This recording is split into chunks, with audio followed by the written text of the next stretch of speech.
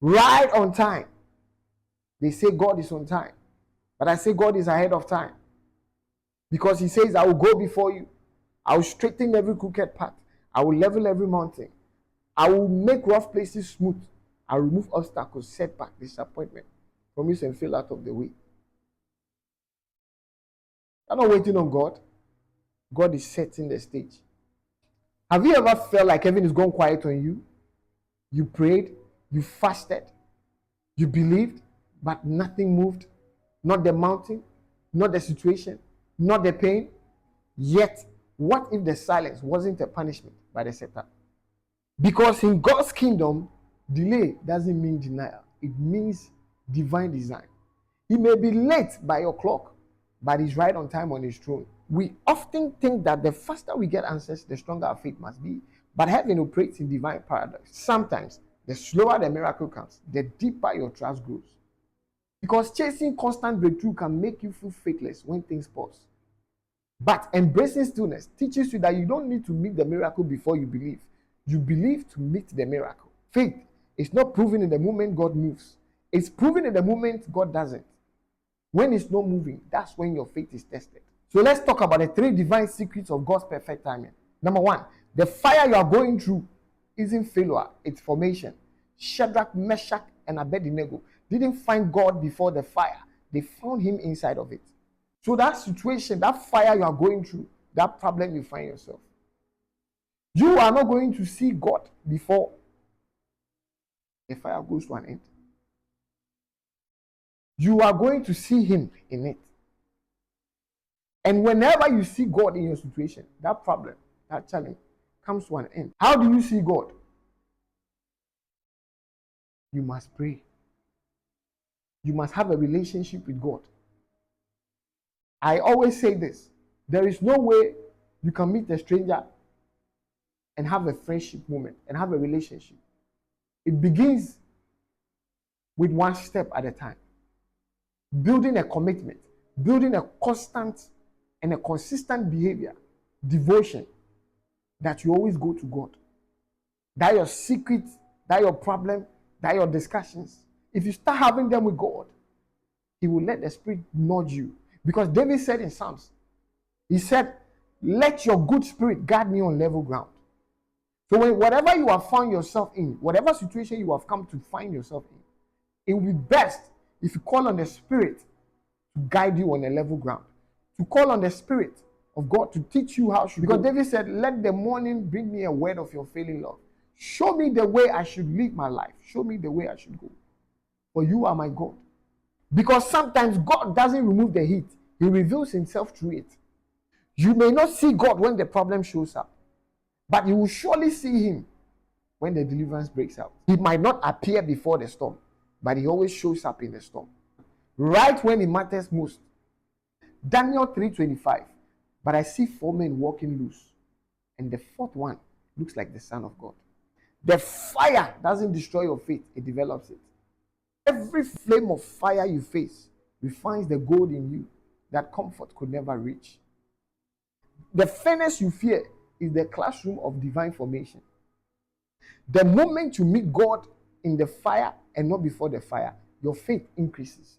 Meaning that hardship and trials are necessary for refining character and removing impurities. Just as fire melts and purifies gold, adversity can test and strengthen a person's character, burning away negative traits and living a more pure, more valuable self. Because his presence in your pain is proof that the fire will not burn you, it will forge you. You may not see God before it happens, but you will see him when he brings you out. The same fire meant to burn you will become the stage where his glory breaks through. Number 2, the plot is the pathway to promotion. Daniel's enemies plotted to kill him, but their plan became heaven's platform for his elevation. The same lion they prepared for his destruction became the proof of his distinction. Genesis 50:20. You meant it for evil, but God meant it for good. Wickedness can plan, but it will not prevail. The darker their plot, the brighter your promotion. What men designed to bury you becomes the soil God uses to grow you, because the upper part of plants grows towards the light, and the downward part of the root goes downward towards gravity. So you must go down before you go up. The limitation isn't stopping you.